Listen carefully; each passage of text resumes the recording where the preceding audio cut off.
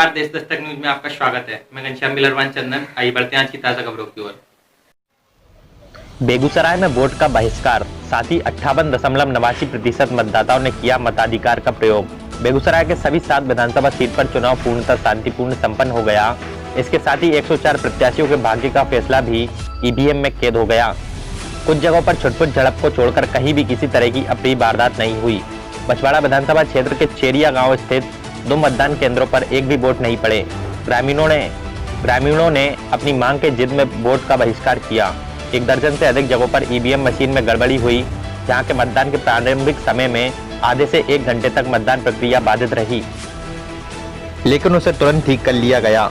जिले में ओवरऑल 58.89% मतदाताओं ने अपने मताधिकार का प्रयोग किया है, जिसमें सबसे अधिक 7.89% वोट साहेबपुर कमाल विधानसभा क्षेत्र में तथा सबसे कम 55.33% वोट बेगूसराय विधानसभा क्षेत्र में पड़े।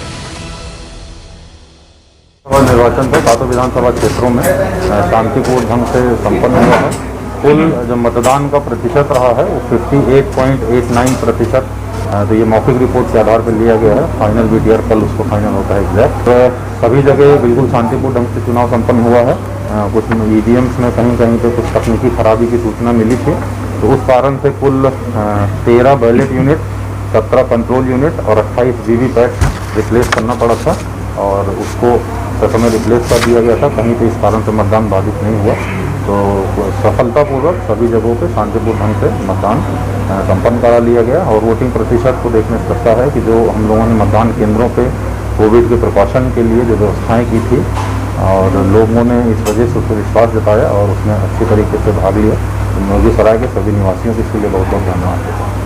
पिछले विधानसभा चुनाव में जो मतदान का प्रतिशत था 58.66 था, अभी 58.89 है, तो मार्जिनली उसमें सुधार हुआ है। बछवाड़ा विधानसभा क्षेत्र में वोट बहिष्कार की सूचना हम लोग को मिली थी। सभी प्रशासनिक पदाधिकारियों ने उसमें वहाँ पे विजिट किया और लोगों को समझाने बुझाने का प्रयास किया, लेकिन उन लोग अपने बात पे अड़े रहे और वहाँ पे उसका बहिष्कार किया गया है। ये सुनिश्चित कराने के लिए कि ऐसा ना हो कि कुछ व्यक्ति डरा धमका के रोक रहे हैं, तो हम लोगों ने जांच करके उसको भी इंश्योर कराया, तो ऐसा मामला नहीं पाया गया। उसमें माइकिंग कराई, कोई व्यक्ति जो इच्छा जिनकी है वोट करने को जा सकते हैं, लेकिन स्वेच्छा से लोगों ने वहाँ पे उस मतदान केंद्र पे मतदान नहीं किया। 2 मतदान केंद्र पे 265 और 265A, उसमें किसी मांग को लेके जो कि यहाँ से इलेक्शन से संबंधित या जिला प्रशासन संबंधित नहीं था, उस मांगों को लेके उनके द्वारा कहा गया गंडक नदी पे पुल बनाने को लेके बहिष्कार का निर्णय लिया गया था। इसकी पूर्व में हम लोगों को जैसे ही सूचना मिली, पूर्व में कोई सूचना नहीं थी, जैसे सूचना मिली वहाँ संबंधित पदाधिकारियों को भेजा भी गया। प्रखंड विकास पदाधिकारी को भेजा गया, थाना प्रभारी को भेजा गया और उनसे जाकर वार्ता की गई, लोगों को समझाने का प्रयास किया गया। लेकिन अंतिम सूचना जब ली गई थी तब तक उन लोगों के द्वारा मतदान का बहिष्कार किया गया था। और उन लोगों को ये भी संभावना लग रही थी कि ऐसा तो नहीं कि कहीं 4-5 व्यक्ति ही निर्णय लेके बाकी गांव के लोगों को डरा धमका के वो रोक रहे हों। इसके लिए भी वहाँ पे थाना प्रभारी के माध्यम से वहाँ जाके माइकिंग भी करवाई गई। जिसकी इच्छा है वो मतदान नहीं, तो इसमें मतदान नहीं हुआ।